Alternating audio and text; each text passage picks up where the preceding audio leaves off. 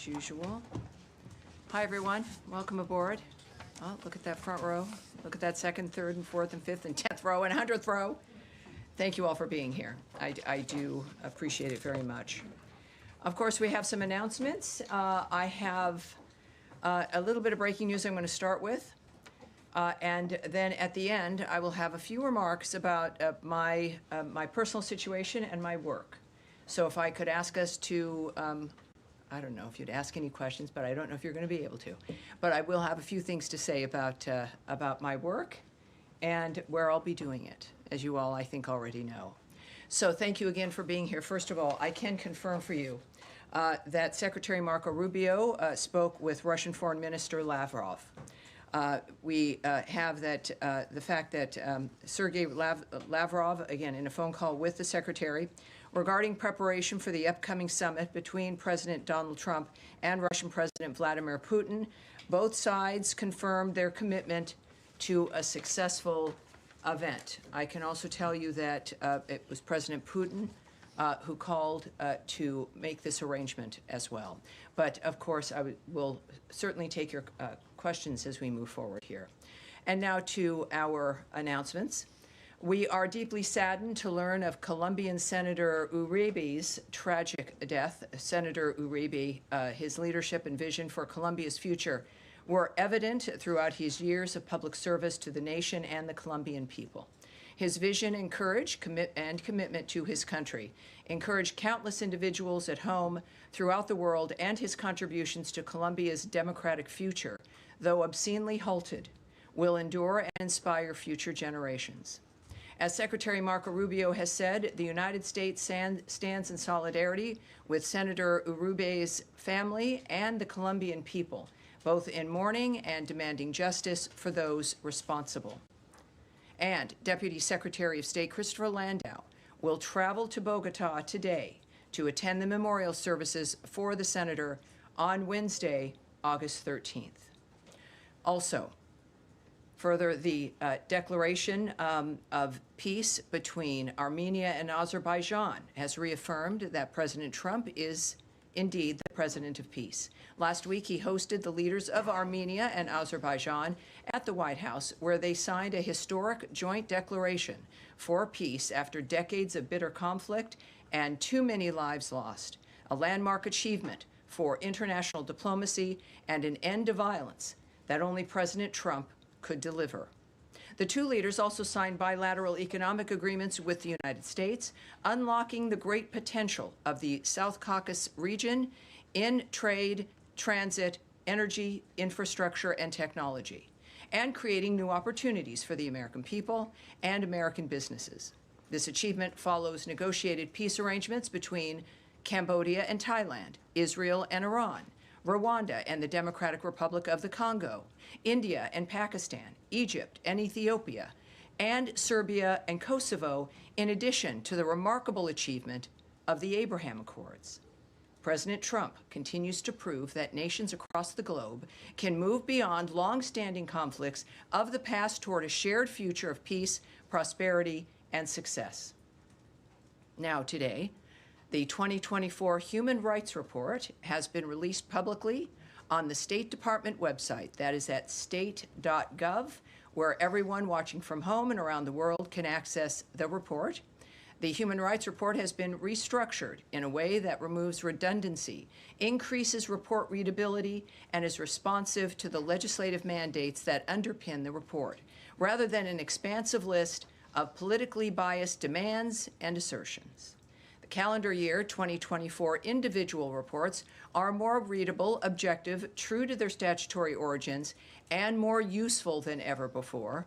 The report continues to call out the world's repressive actors while also addressing abuses that had not previously been covered. The United States has long promoted respect for international universal rights, including in our own founding documents, which asserts that human beings are, quote, endowed by their Creator with certain unalienable rights, including life, liberty, and the pursuit of happiness. Today, we reaffirm the words of those documents, which have served as a beacon of hope and freedom for people around the world. And again, at the end now of this briefing, I'll have a few words about some news relating to my own work, But of course, now I am happy to answer your questions. All right. Yes, sir. And when I call you in the front row, if you could announce your name and your outlet, that would be terrific. Yeah, absolutely. Dia Kurda with Huda Media Network. It's a Kurdish media outlet. First of all, Tammy, congratulations on your nomination by the President for the UN role. I'd start with Iraq and Syria. After you raised the concern of the PMF bill at the Iraqi parliament, which you think that it might increase the Iranian influence on Iraq, we saw yesterday the top Iranian security guy, Ali Rajani, he went to Baghdad and he signed a security agreement with Iraq. Do you have any concern with that agreement, and have you pushed Baghdad to not pass the PMF bill? If they pass, then there will be consequences for Iraq. Well, as I think we've stated before, we oppose any legislation that is inconsistent with the goals of our bilateral security assistance and partnership and runs counter to strengthening Iraq's existing security institutions. We support genuine Iraqi sovereignty, not legislation that would turn Iraq into an Iranian satellite state. And so I think we've been clear in this particular instance, certainly, and others, that the future of nations should be in the hands of the people of those nations. And certainly our commitment here, as we've made clear, this particular dynamic runs counter to what our commitment has been regarding security in general. Then I'll ask one question on Syria, then I'll let my colleagues ask their questions. The Syrian interim government has refused to join the meeting with SDF in Paris under auspice of US and France. Does the United States believe that the Syrian government, the Syrian interim government, is adequately respecting the rights of minorities like Kurds and Druze who are seeking a decentralized Syria? And have you put any pressure on them to make these meetings happen, especially in Paris? Well, this is why we have special envoys. Again, we're in regions that are unstable, that have had problems sometimes for generations, if not hundreds of years. So that automatically means that continual work has to be done to bring parties together. I will read a tweet from Ambassador Barak, who is our special envoy for Syria. He's noted from, well, was it today? Syria remains steadfastly committed to a united process that honors and protects all its constituencies, fostering a shared future for the Syrian people. And I think that that is his work. We know we've seen, of course, skirmishes reemerge, differences emerge, and that's what negotiators and diplomats are meant to do, which is kind of thread that needle and bring parties together. And that is exactly what Ambassador Barak is doing, and we look forward to his results. All right. Yes, ma'am. And before we do part with Newsmax, congratulations on your appointing to the United Nations. Thank you. Two questions for you. The influential Pakistani chief of defense has met with President Trump once and seems to have developed a strong relationship. Do you think that this will lead to more U.S. assistance to Pakistan via an increase in arms sales? And is this being done at the expense of the president's relationship with Modi? Obviously, we had a experience with Pakistan and India when there was a conflict, one that could have developed into something quite horrible. I was here at the State Department at the time, and there was an immediate concern and immediate movement with the Vice President, the President, and the Secretary of State in addressing the nature of what was happening. Many of you who were in the room in the days afterward, we described the nature of the phone calls, the work that we did to stop the attacks and to then bring the parties together so we could have something that was enduring. And it's a very proud moment and a very good example of what Secretary Rubio is committed to, Vice President Vance in that, of course, case as well. But are the top leaders in this nation involved in stopping that potential catastrophe?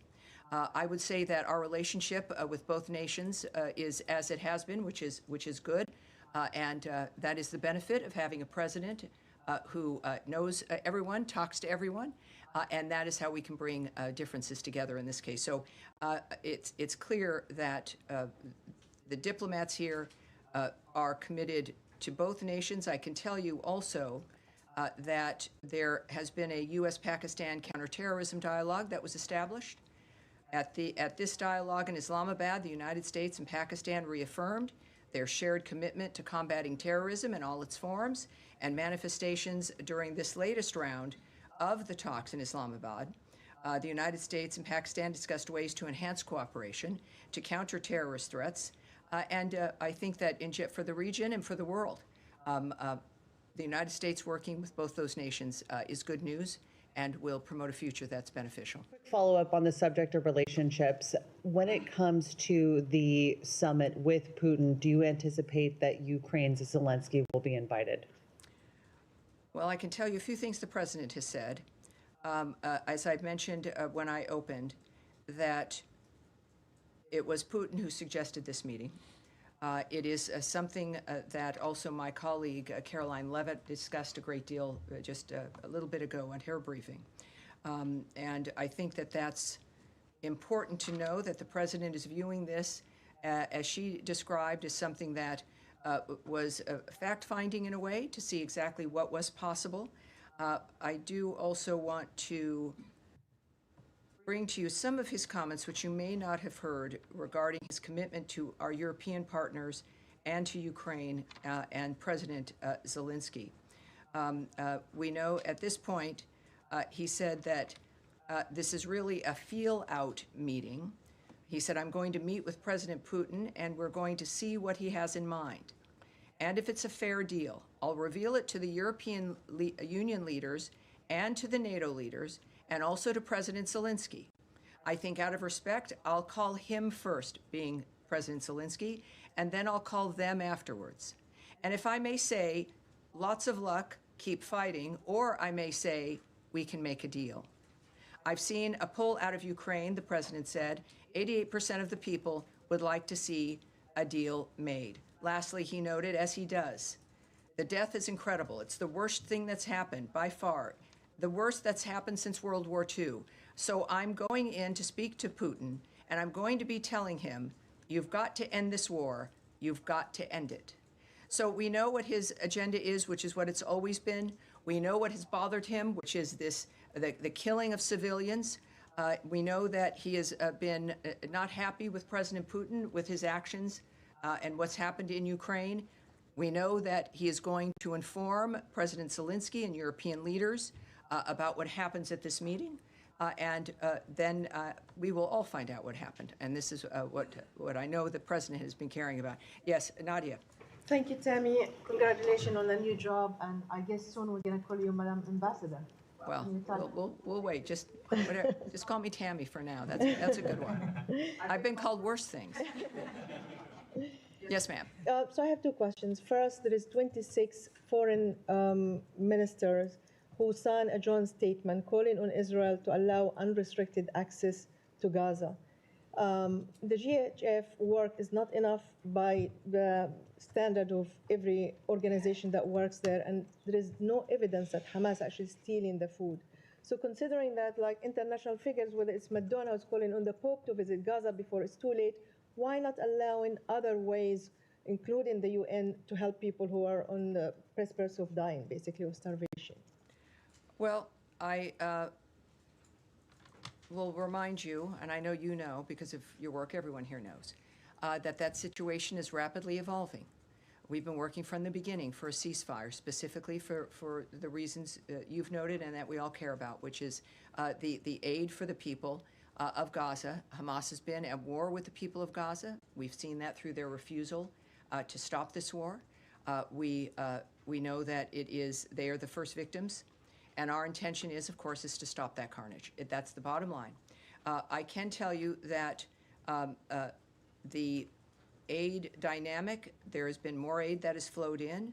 We know that there is an understanding that this dynamic is changing, but even within the midst of this war zone, more food has arrived. I believe the GHF numbers at this point, I was briefed on this morning, is close to 120 million meals.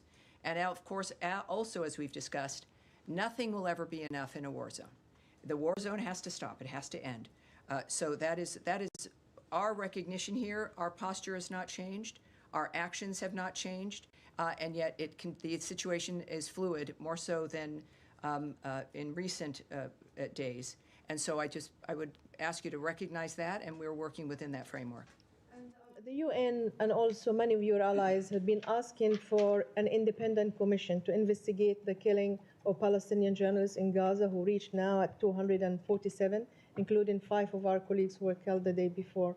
So why not supporting an independent commission, considering that Israel has failed every time to investigate the killing of journalists or doctors or teachers in Gaza? Well, I would take issue with your premise here. To say that Israel every time has failed to do that is not true. We know that, again, this is a nation fighting a war with a terrorist group that have always used human shields, have used hospitals, have used schools.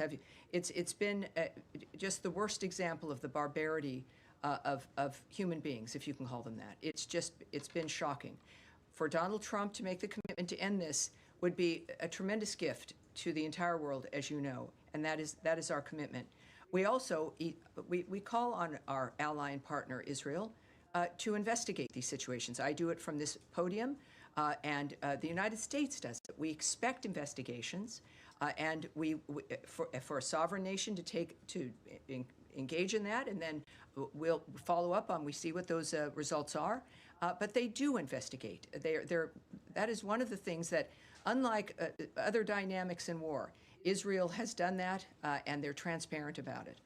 So I would say that as we are working on all of this to stop, we encourage Israel always, and they do so as one of our, again, stalwart allies. And I think that their background proves that, in fact, look, they are minding their own business on October 7th. They are constantly dealing with those kinds of attacks. This is a chance for everyone to be able to have a future that is different. That's what we're looking for. Investigation with us? Yeah. Well, clearly, yeah. And I can't say for each situation because each one is different. But I know the goal here at the State Department and why I felt very comfortable working with the people in this building is that information is key, right? Is that knowing what's happening matters. That is your job as journalists. I respect that immensely. It keeps me centered. Knowing that we have to explain things or talk about them makes us view the news as it's coming up in a slightly different way. Makes us ask questions. That will never end. And so I trust that, well, I will be in some fashion asking the same questions. I know you will be as too. Andrea Mitchell. Thank you so much. Andrea Mitchell, please. Andrea Mitchell. Thank you so much, Tammy, and congratulations on your new adventure. Thank you. That's what it will be, I'm sure. And I have a couple of things to follow up on that. But Yes. First of all, do we have any update on what Ambassador Huckabee said would be 16 new distribution centers for food in Gaza? And as the U.S. tries to deal with 2 wars simultaneously as part of the challenge that the president is facing, Right. with this summit, President Zelensky said today that after the overnight attacks, which were throughout his country, that there is evidence, as far as he's concerned, that President Putin is not committed to peace, but is committed to plans for a new offensive against Ukraine. So going into these negotiations, with what President Zelensky says is an imbalance in what is going on the battlefield right now, how does the president hope to try to get President Putin to abandon this commitment that seems obvious from the battlefield, by day Well, after day advancing? I'll let me answer the first question about.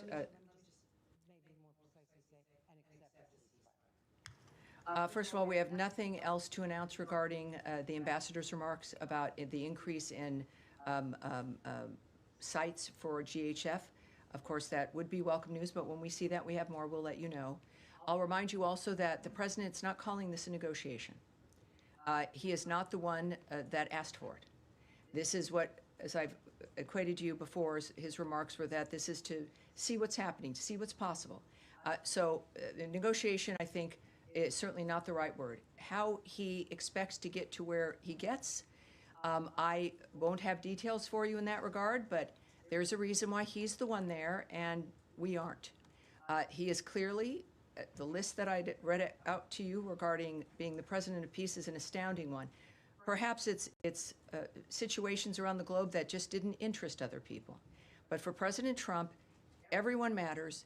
He sees these dynamics, which his presence and the power of the United States is able to change, and he knows that. He has many tools in his tool chest. We know, of course, that he had remarked about secondary sanctions on those who are buying Russian oil. That's one thing of many that can happen. We know, of course, of NATO's commitment regarding defensive weapons and helping and assisting Ukraine. There's many things that are moving that should have an impact that President Trump, I don't know what his approach will be.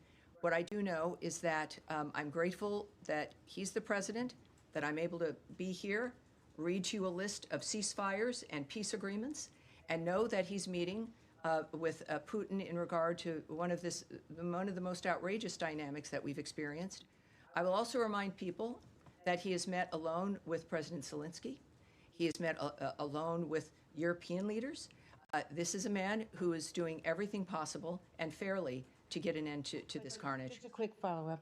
Yes, ma'am. There's been a lot written that by just granting Vladimir Putin, who has been charged with war crimes by people, by other countries around the world, by granting him a summit with the leader of the United States on U.S. soil, it's already a victory for Putin because he is the aggressor here and he has refused to agree to a ceasefire. Andrea, this will be it. The president is not operating on what what something might look like. He's operating on how to stop obscene carnage among innocent civilians in Ukraine.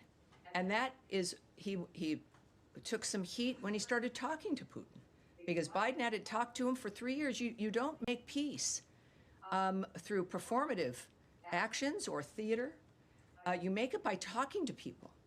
And this is what he's committed to. This is the end goal. The end goal is not performance or perception, or it's getting the job done. And I'm honored that I can be here and at least be a part of reminding people, because he's done. We know him. He's a remarkable achiever, not just in business, but in knowing people and knowing how to get what he wants. And he wants peace, and he wants an end to carnage around the world. And this country is in this position now because of him and because of the power of the American people, and we're going to use it. And so I'm praying for a good result. And with President Trump, we very well may get one. Yes, Daphne. Thank you, Tammy, and I'll echo my congratulations on your nomination. Not that anyone knows what I'm going to mention at the end of the briefing now, but yes, go ahead. Thank you. On the human rights report, the State Department has cut down criticism of some countries that have extensive records of human rights abuse, including in El Salvador, where the State Department said there was no credible reports of significant human rights abuses, cutting an entire paragraph from last year's report that mentioned issues such as arbitrary arrests and harsh and life-threatening prison conditions. What is this change based on? Has El Salvador taken any steps to change these issues, or how did the State Department determine that these abuses were no longer taking place? Well, I'm not going to speak from country to country. This is something that is available. People can go look. Again, Americans, obviously, the reporters here in this room have had it for a little bit of time and have had a chance to take a look at it, which is important. Again, state.gov, and you can search for a human rights report, and you'll get all the countries, et cetera. First thing I want to mention is that every administration in a transition year has to deal with this particular product, this particular report, for the last calendar year to be released by a new administration. And there's always changes. As you might imagine, if someone is the new president, you got a new administration, the American people made a choice, and they clearly are taking over for the previous administration. Each administration, like with President Trump, reflects a value system and an agenda and a vision that convince the American people to vote for them. And in this case, President Trump always, as ever, I should say, was clear and obvious about the nature of what he wanted to achieve, and the American people agreed with him. This report, as a result, because it was also late, and many of you noted that, it was late because we weren't, just like with other administrations, we weren't going to release something compiled and written by the previous administration. It needed to change. based on the point of view and the vision of the Trump administration. And so those changes were made. In addition to the fact that one of the things we're proud of, and what you'll also see next year, is the notion of something being readable by people, something being a reflection overall of what it is that we're dealing with certain nations. So it does not, the restructuring doesn't reflect a change of any U.S. policy when it comes to human rights. It certainly promotes, as does our work, respect for human rights around the globe. It does not reflect on any particular country. We've stopped ranking countries, by the way. People can make their own decisions about what nations are doing.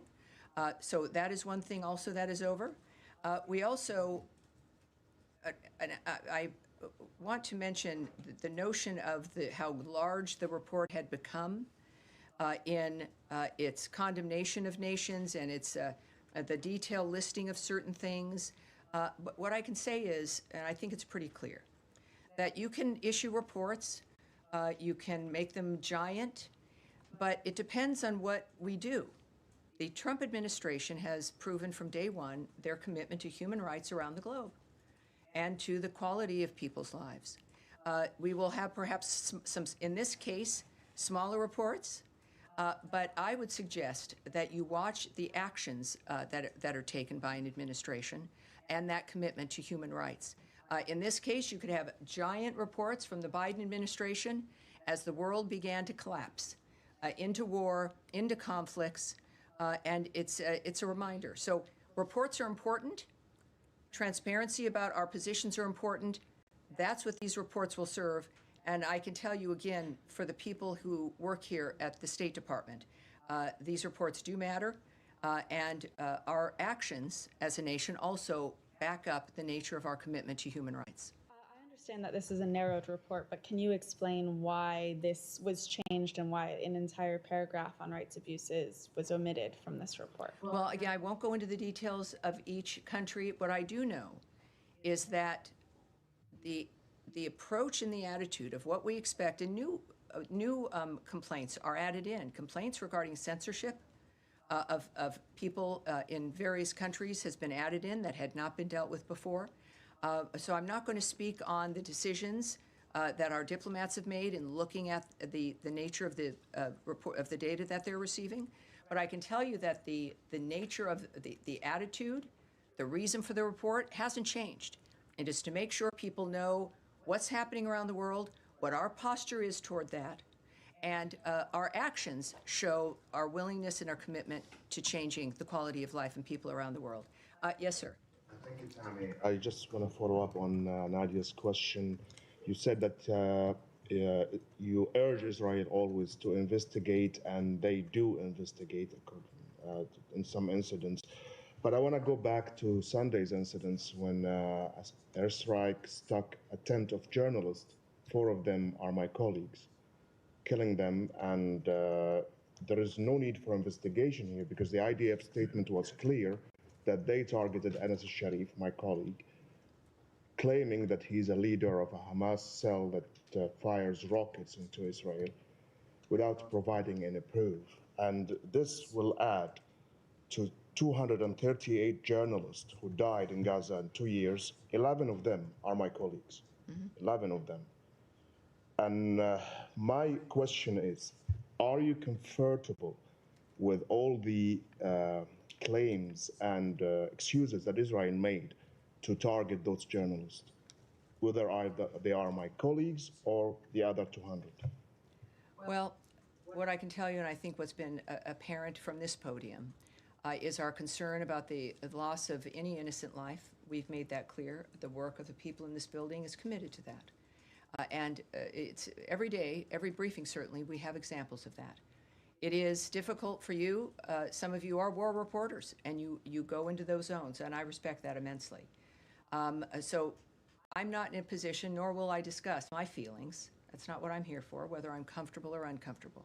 What I will tell you is that we refer you to Israel for information regarding al-Sharif. Israel has released evidence that Sharif was part of Hamas and was supportive of the Hamas attack on October 7th. They're the ones who have the evidence. They're the ones who can be reached. and will hopefully talk with you and certainly talk with others who reach out to them. I will remind you, and this is, again, as we're dealing with a complicated, horrible situation, is that Hamas historically has had members who are embedded in society, including posing as journalists. It is a horrible thing to do for those of you who are committed to finding information for people, to be in that situation. It's horrible in any war. I think some of us, if not most of us, have met someone who's been injured or know of someone who's been killed, who we've worked with because of a war situation. They are a terrorist organization. They launch rockets from near hospitals. They have bases under hospitals and schools. We've seen this happen over and over again. We've become in some ways inured to the inhumanity of that. And what I can tell you is what this administration is trying to do, is trying to stop it, finally, once and for all. That's what I can speak to, is Secretary Rubio's focused passion on getting things done in what is a short period of time. And my goodness, it's been 7 months, and they're doing it. And that's what, again, regarding the specific instance, very big news, but that's my request and my comments on that exclusively. Yes, sir. We're moving on. Go ahead, Tom. I mean, you've said on the killing of these journalists that you refer us to the government of Israel. Yes. I mean, this is one of the worst, if not the worst, single attack on journalists in modern history, this particular incident on Sunday. As of all the journalists being killed, probably many of them by American weapons that are supplied by the US. Well, let's not, I'm sorry. I respect you enough to know, to not project something that serious and saying probably. Let's leave that out. The majority of weapons that are used have been supplied by the United States, courtesy of the US taxpayers. So there is a very strong accountability issue for the American government. So on this instance, has there been any internal process to look at what happened and to see whether it was within the laws of war? Well, obviously, there's many internal processes. I'm discussing with you a suggestion about who to reach out to, who has the answers for you. And that is due to the fact that, more than aware, of course there's internal processes, which I will not be discussing with you because of the nature of them and the importance of the diplomatic work that is continuing to this day to stop that carnage. Is there an internal process on this particular incident?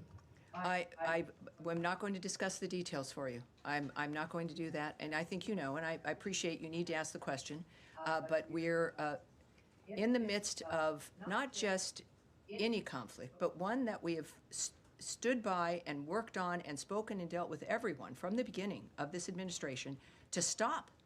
Special envoys, the president, the secretary, food aid, the coverage, my comments here from the podium. Yes, I mean, it's clearly something that the Trump administration has spoken with about directly. It is clearly a major consideration for this administration. That has not stopped. And it is not something any of us asked for, let alone the Gazan people. But yes, we're working on and dealing with, well, many things that might not be. Just on the human rights report, just a quick question. You talked about new issues, new areas of concern for the administration, one of which is censorship. On the UK and on countries in Europe, this has been a big theme in the report. You talk about censorship of ordinary Britons becoming increasingly routine in the last year. And one of the cases relates to the killing of 3 young girls when there was an online speculation, which was false, that it was carried out by an asylum seeker. There was then very serious incitement to violence against asylum seekers in the UK, leading to very, very violent incidents, and people were prosecuted for that. It's a criminal offence to incite violence and racial hatred in the UK. Your report seems to be suggesting that it's a human right for people to have the freedom to carry out this incitement on American social media platforms. Is that what is a new principle in this report? I would ask everyone to go and read the reports for themselves and come to their own conclusion about the nature of where we stand. We've been very vocal about the issue of censorship, people being able to speak their mind, but it also can't be distilled into a couple of sentences that project a particular political point of view. I say, for context, Read the reports yourselves. All right, and now, yes, ma'am. Thank you very much, Tammy. Appreciate it. I have two questions. The Russia's Kremlin noted that North Korean troops will continue to be stationed in Russia, even if the war between Russia and Ukraine ends. Do you think this will be an issue in the upcoming negotiation between President Trump and President Putin? Well, first, again, we'll answer this specifically, is that this is not a negotiation that is happening on Friday. And I do know that there is a very specific, I won't know exactly where the conversation goes. Of course, none of us can know that, except for the two men involved. But we know that, of course, the topic is Ukraine. All right, we are going to move on here. Yes, Sean. Thanks. Best of luck in the future. Thanks for doing these briefings. Of course, my pleasure. Having them. Most of the time. Most of the time. Well, maybe Yes. not. Can I actually continue with what Tom was asking? Sure. You mentioned the human rights reports. In the human rights report, the GC is politically biased in the past, and censorship is something that you're taking up. Why is this a human rights abuse in your view? I mean, Secretary Rubio has himself said that the United States is going to monitor social media if people come into the United States, that they should keep it open. He's revoked visas on account of statements that people have made. Why in this case, in the case of the UK, in the case of Germany, in the case of France, why is this a human rights violation? Well, I can tell you that we consider freedom of expression to be a foundational component of a functioning democracy. Societies are strengthened by free expression of opinion, and government censorship is intolerable in a free society. Freedom of expression does remain under threat in many parts of the world, as outlined in the 2024 Human Rights Report. Governments continue to use censorship, arbitrary or unlawful surveillance, and restrictive laws against disfavored voices, often on political or religious grounds. And no matter really how disagreeable someone's speech may be, criminalizing it or silencing it by force only serves as a catalyst for further hatred, suppression, and polarization. That's why. Thanks for your response. Can I just pursue that, though?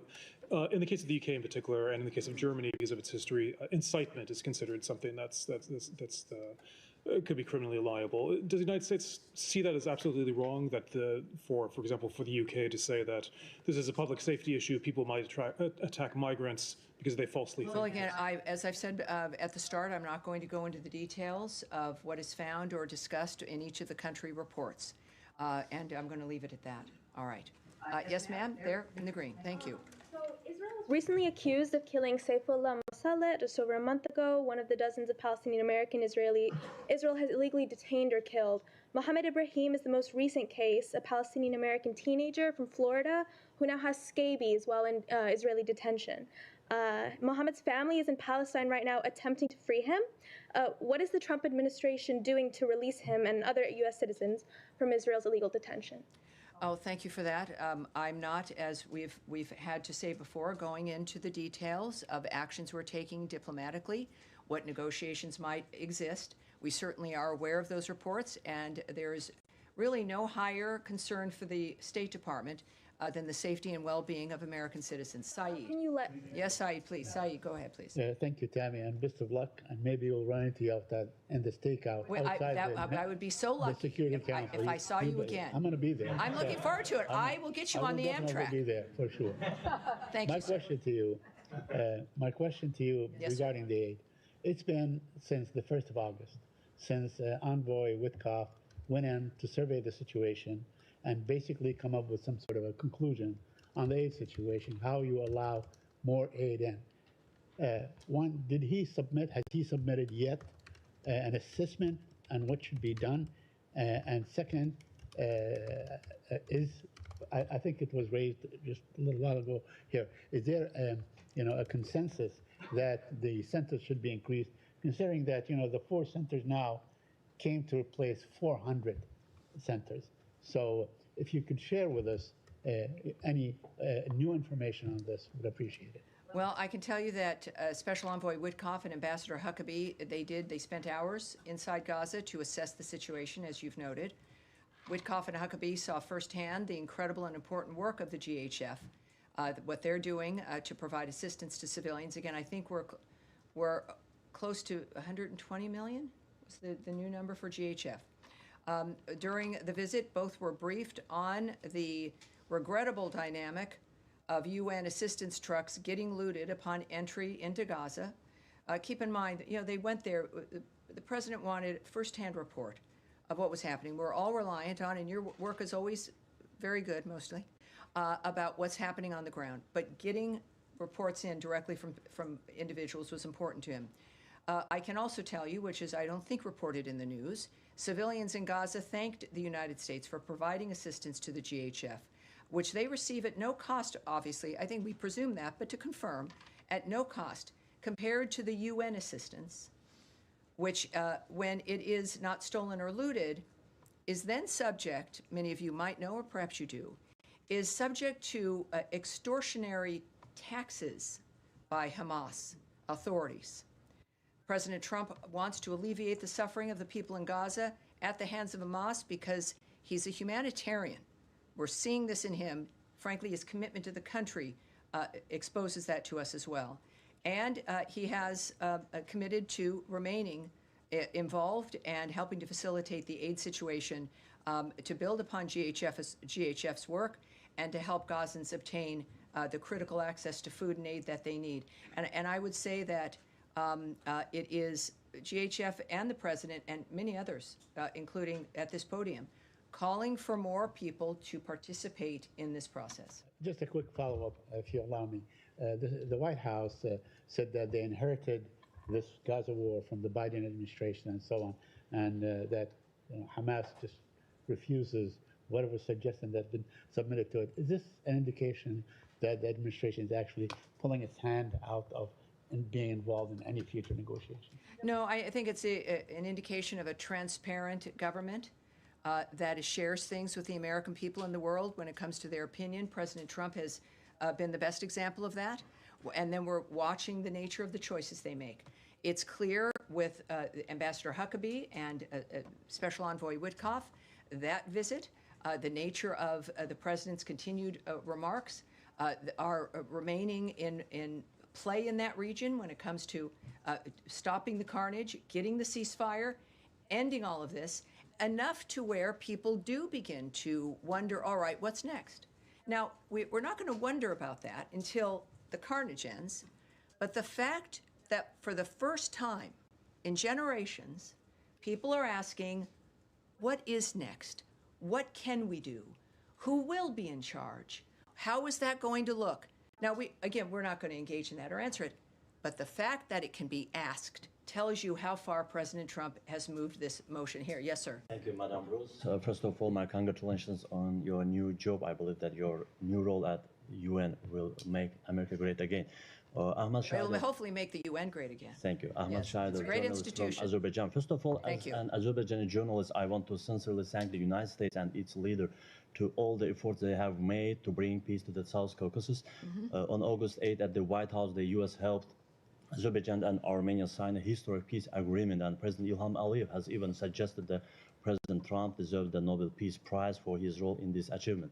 Can you please share the State Department's view on this new peace situation in the South Caucasus? Because Russia and Iran have made statements showing they do not support this peace plan, and even some Iranian officials have said that they will try to stop this Trump corridor, Trump route. What will the United States do if Russia or Iran try to block or sabotage this new peace route? Well, as you, I think, know, I'm not going to speculate on what we may or may not do with certain actions. The world knows to take President Trump seriously. This arrangement, this deal is important to him. They were at the White House. This matters to this administration. It matters to the world. I can say that some people may not even know because it doesn't get coverage. These two neighbors have been in conflict for decades. I think it's over 35 years now, with countless lives lost and generations scarred. While many have tried, we have to say, the Europeans, the French, and Putin and even Biden, only President Trump was able to successfully bring this these two countries together to agree to this historic peace. So I think what the world knows is that he is committed to long-standing, durable peace between countries, regardless of how long the conflicts have lasted or the hostility has lasted. And that commitment, as we've also seen, He's a realist. It's based in diplomacy, but he'll do what he needs to do to make the most of being the President of the United States and stopping the wars. Yes, sir, in the pink. Thank you, Ms. Bruce. Regarding the human rights report, for example, Israel has been reduced from last year to this year, 103 pages to 9, for Russia, 101 to 41. And you've mentioned this readability, but some media outlets have claimed that this paints an inadequate picture for some of the countries. So how has the Human Rights Report maintained its mission to educate Americans and the rest of the world that they are getting an accurate picture of these nations? Well, accuracy should not be considered a part of volume. You can have something very, very accurate and have it be in with fewer words, in fewer pages. It's a matter of the nature of the commentary. This is also about the vision and the point of view, the America First philosophy for the President of the United States. So we went through this a bit with foreign aid, this idea that more foreign aid means more aid. We haven't seen that over the years. The more we give in foreign aid, the more the need increased. If more foreign aid meant it solved a problem, the need for foreign aid would go down. That was never the case.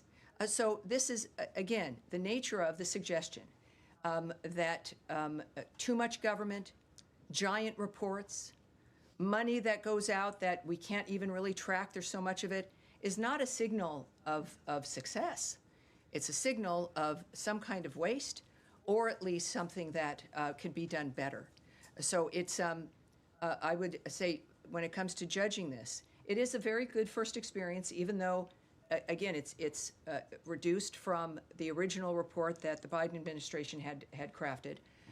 That, in my work, of course, also sometimes less is more, and I would say that that's the case here as well. Thank you. All right, yes, ma'am. Two on Gaza, if I may. They're both related. Correct me if I'm wrong, but there hasn't yet been any U.S. funds that have gone out to the Gaza Humanitarian Foundation. And I can correct that right now. Okay. Over half of the pledged funds have been distributed. So 15 million? I can tell you over half. That's what I can tell you. So it was 30 million was pledged. So you're saying that's correct. Okay. And I would also, though, as I think we've talked earlier, that the financial commitment, not that we should get stuck in that, but the commitment the United States has made overall is certainly perhaps hundreds of millions of dollars. The nature of special envoys, our diplomatic missions, the concentration of the secretary, of the president, of missions back and forth, the special envoys. It is there. So there's many moving parts of the commitment of this country, but in that particular instance, certainly tens of millions have been pledged, and we know that at least 50%, over half of that initial pledge, has been dispersed. It's gone out the door, essentially. That is what I have been briefed on. And yes. that's in the wake of Special Envoy Witkoff's visit to Gaza? I can't tell you the timeline. It was not sudden in that sense. We've mentioned before, for those of you new to the room, is that while there's a pledge, which was important to note, there's still vetting that has to happen, right? Benchmarks have to be met. Dynamics that we look at, because part of the point of the Trump administration is, how is the money being spent? Is it being spent well? What is it accomplishing? Those benchmarks were in play here. So that started at the beginning. And what I can tell you right now at this moment, without telling you about a space of time, that's what we have dispersed. And just one quickly, thank you for that, and one quickly on ready-to-use therapeutic food, which is also known as RUTF. As you know, that's the food that is specialized and used to treat malnourished children. Your deputy, Tommy, had mentioned that the US is giving some $93 million to helping supply that therapeutic food to African countries and Haiti. He mentioned that last week. Is the US government doing anything to help the likes of UNICEF and or other aid organizations get more RUTF food into Gaza? Like UNICEF had said that RUTF food, their supplies of it are about to run out in Gaza. We've not been able to get an answer from the Gaza Humanitarian Foundation as to whether they even distribute that food for children who need it most in Gaza. Well, I think the evidence of our structure working and having awards be distributed and announced for, in this case, a particular region, that 93 million, tells you that we are working on those aspects. As I mentioned when we first started the reform regarding our foreign aid, that we weren't getting out of the business of helping. That is at our core as Americans in this country. It's a matter of the efficiency of it and the value of it if it's getting to the people on the ground who need it. We've had problems with how much, when you have an award, actually gets to the people who need it. What is the percentage of that at the local area? So while I won't go into the details, of course, I think you know I won't, about other awards that are discussed or what discussions are being had with NGOs or any other nonprofits that are involved. The fact of the matter is this is a part of what matters to the State Department. And as you know, we've had that one description of that one package of aid. And with everything happening in Gaza and our commitment to it, I look forward to seeing how else we're expanding our assistance there. Yes, ma'am. Thank you. On Gaza, Israel has been blocking foreign reporters from entering Gaza unless they are under Israeli military escort. Does the U.S. press Israel to allow foreign journalists, including American journalists, by the way, to enter Gaza? Well, we're of course leaving that to the government of Israel. We are not going to tell them what to do or inform them how to handle the decisions they've made. Just as again a reminder that it is a war zone, and countries are going to make decisions about who they allow in and who they don't, and that's up to Israel. And on the killing of Al Jazeera journalists came as Israel openly prepares to occupy Gaza City. Has the Trump administration given the Israeli government a green light for this widely condemned plan? Do you support or oppose? Well, I would say you should contact the White House regarding their posture and what the president has said or not said in that regard. All right, yes, at the end there. On the human rights report and then on Gaza. What would you, without getting into the specific reports for specific countries, what do you say to the perception that some of the watered down reports appear to be for countries that have worked closely with the Trump administration? Well, I think that obviously President Trump is someone who's been working with a lot of countries. He's a man who's very active, as is the secretary. I would ask that people view this as an indication of our point of view in general, that there's no country that is singled out for condemnation or singled out for praise. It's the nature of the consistency of how our diplomats, how President Trump and Secretary Rubio view the nature of what's happening in those countries. It does look different. It is a different approach. Philosophically, the American people voted in an approach that Donald Trump had described to them, and this happens again with every administration during the transition year when it comes to what matters to them and how they're going to project their own point of view, while also still making sure that Americans see the nature of what's happening around the world, because it's an important issue, and obviously, again, through our actions, I think we've demonstrated more than perhaps the previous administration with their giant reports. We've demonstrated very clearly President Trump's commitment to a world of peace and humanitarian future where everyone can enjoy and look forward to the future. Two more quick questions. The secretary, when he was I'll a take senator, one more, and then we'll move on. When he was a senator, he said in 2017 that for the first time in a long time, the report would not be presented by the Secretary of State, and he says, I hope they reconsider. Why isn't he now, as Secretary of State, presenting the report to us today? Well, I think what I've discussed here in general is that he cares about this issue. We've seen him in his Senate career and even his career in Florida, and now as Secretary of State, committed to human rights every day. I think that certainly next year's report is going to be a much more distinctive and clear framework of what matters to the Trump administration. But when it comes to the kind of rollout or the nature of how we're presenting it, I'm here at the podium discussing it with you. It is released to the American public. It was released to what's known, for friends watching at home, our bullpen. which are reporters who cover state and work from this building, attached to a variety of different platforms in the country and around the world. So I think that Secretary Rubio's approach, his work, speaks for itself when it comes to his personal commitment to these issues. Just one on Gaza quickly. No, we are gonna move on, and let's go to Eric, and then I do have a statement I want to make. This is my last briefing, and I appreciate all of you being so interested in all the issues. Eric. Yes, thank you, Tammy, for the question. Wanted to ask not to remove any suspense from your statement at the end of the briefing, but in terms Will of be.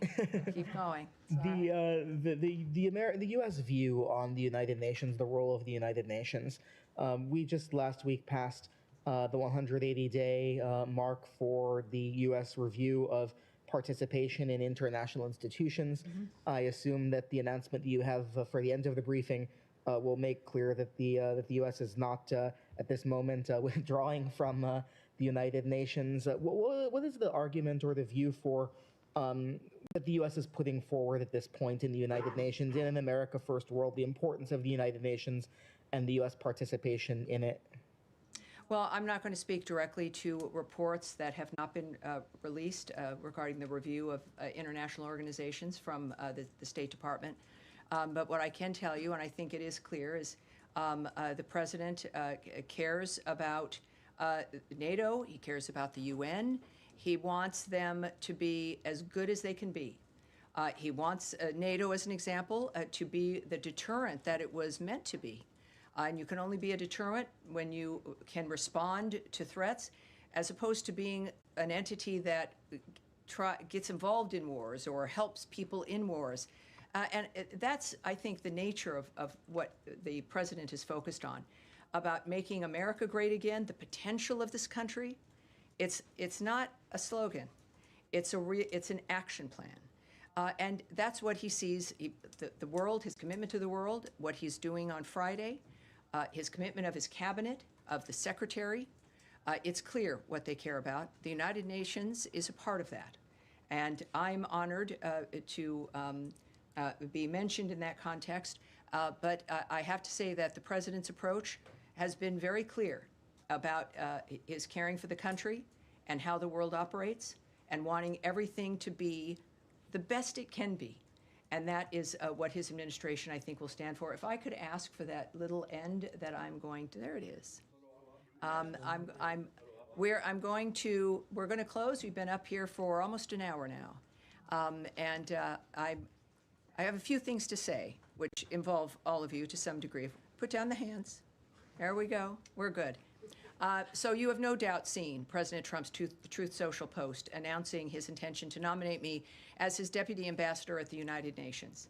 His intention was a surprise, as was his request last Christmas asking me to become the spokesperson at the State Department. I was astounded then and remain deeply honored and grateful for the President's trust in me. This is especially moving as it allows me to continue serving the State Department, to which I'm now quite attached. I think that's maybe obvious to some of you, and our great country on the global stage at the United Nations. During my first press briefing, I promised you and the American people that my commitment would be always to speak directly and clearly about President Trump's America First foreign policy agenda and its implementation by Secretary of State Marco Rubio. With the help of the extraordinary men and women who serve the State Department, my team and I worked every day with that promise in mind, and it is a commitment that will continue to inform all of my work. As this remarkable chapter in my life continues, I want to take a moment to thank all of you in the bullpen and also in this room in general for your camaraderie, your banter, your professionalism, and yes, even the occasional haranguing, which normally is from the bullpen. Yes, I'm looking at you, Daphne. You've kept me sharp, grounded, and on more than a few occasions laughing. The relationship between the spokesperson and the press is a unique one, and I'm grateful that I know all of you. I also want to thank Secretary Rubio for his faith in me and people I have mentioned often during these briefings, the men and women of the State Department. From day one, your expertise and deep sense of mission have shaped the way we engage the American people and the world. With your help, we made the daily press briefings relatable, enhancing transparency and giving the American people the foreign policy news and insight they deserve. In just 200 days, we've conducted over 200 interviews, provided daily press briefings every week, managed countless major announcements, and delivered department-breaking news, sometimes right in this room, in real time. This success is a testament to your coordination, skill, and strategic work, and unshakable commitment to excellence. Foreign service officers, career officers, civil servants, and political appointees working together for this nation. I look forward to continuing to serve with you as well as support you from New York and beyond. Thank you, everyone. That's it for today. Appreciate it. Thank you. Thank you. Thank you. And you get Tommy on Thursday. I'll be here for this week, but this is it. Thank you, everyone. It's been an honor and a pleasure.